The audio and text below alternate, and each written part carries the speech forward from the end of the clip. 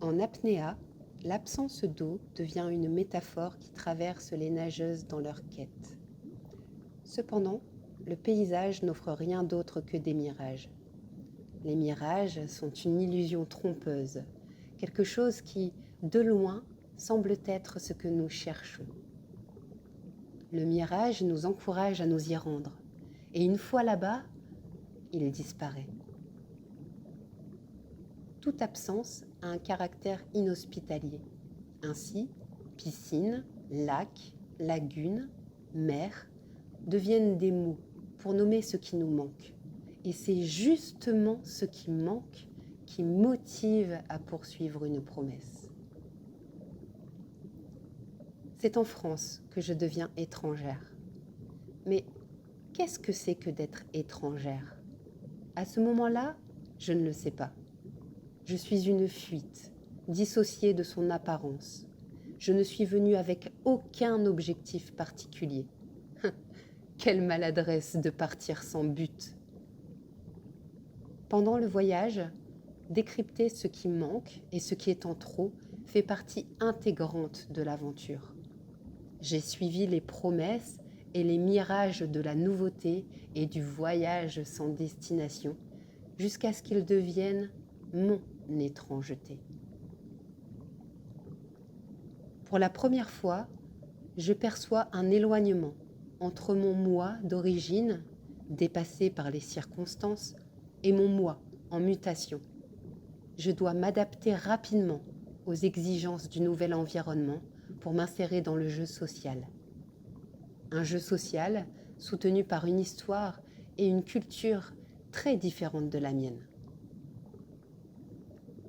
Apnéa est l'art d'arrêter et de retenir la respiration pour rester le plus longtemps possible dans la densité de l'eau, dans sa profondeur, sa température, son aveuglement. Sous l'eau est un non-lieu et retenir la respiration n'est pas un acte naturel. Le sentiment de ne pas appartenir et de ne pas être naturel accompagne mon étrangeté. Il semble que ma subjectivité provienne d'un pays insupportablement lointain et que je ne m'appartiens plus à moi-même. Tout ce que je faisais naturellement est interrompu. L'incompréhension rend opaque mon être, incapable de communiquer, dans un isolement délibéré, plongé dans un environnement auquel je n'appartiens pas. Bien que le scénario soit beau, ces mirages limitent ma vie à un état d'interprétation et de traduction permanente. Loin de l'imaginaire littéraire, les interprétations dans la vie de tous les jours amènent plus d'erreurs et de frustration qu'autre chose. L'échange est tronqué, ce qui voulait être dit est soumis au silence, et ce, à chaque instant. Nommer la sinuosité du paysage, c'est aussi l'habiter. Ainsi, le territoire et le corps deviennent deux étrangers qui apprennent à se connaître. À mesure que l'on progresse dans la langue, le monde refait sens et s'ouvre à la possibilité de communiquer. Cependant, cela ne suffit pas. C'est un autre mirage.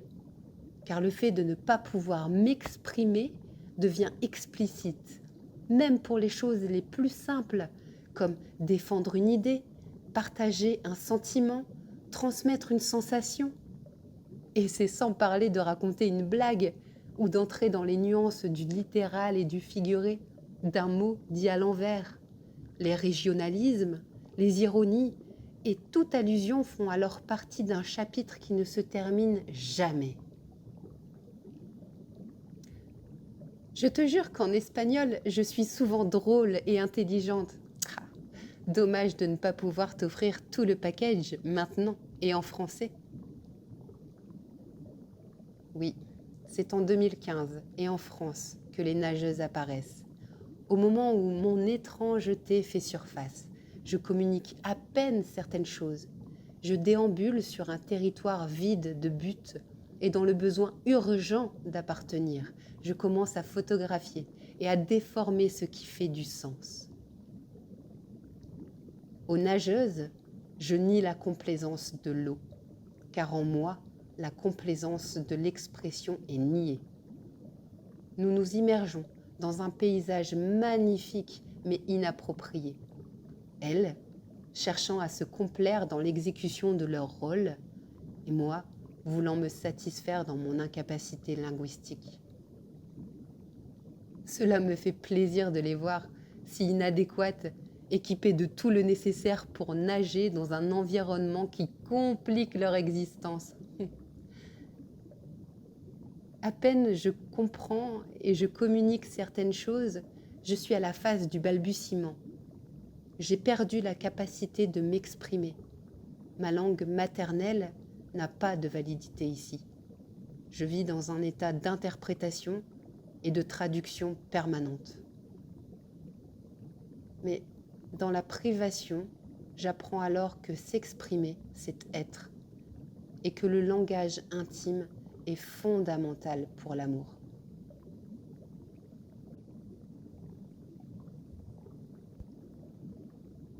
L'eau est un mirage. Je suis arrivée ici et je ne sais pas si c'est ici que je veux être. Je ne suis ni locale, ni touriste. Je suis résidente. Je suis étrangère. Mais qu'est-ce que c'est que d'être étrangère? Et quelles sont les conditions de cette étrangeté? Loin du lieu d'origine, ce qui donne sens à l'identité et à l'appartenance devient flou. Et on ne peut savoir quelles déceptions, quelles incohérences, ni quelle solitude nous attendent.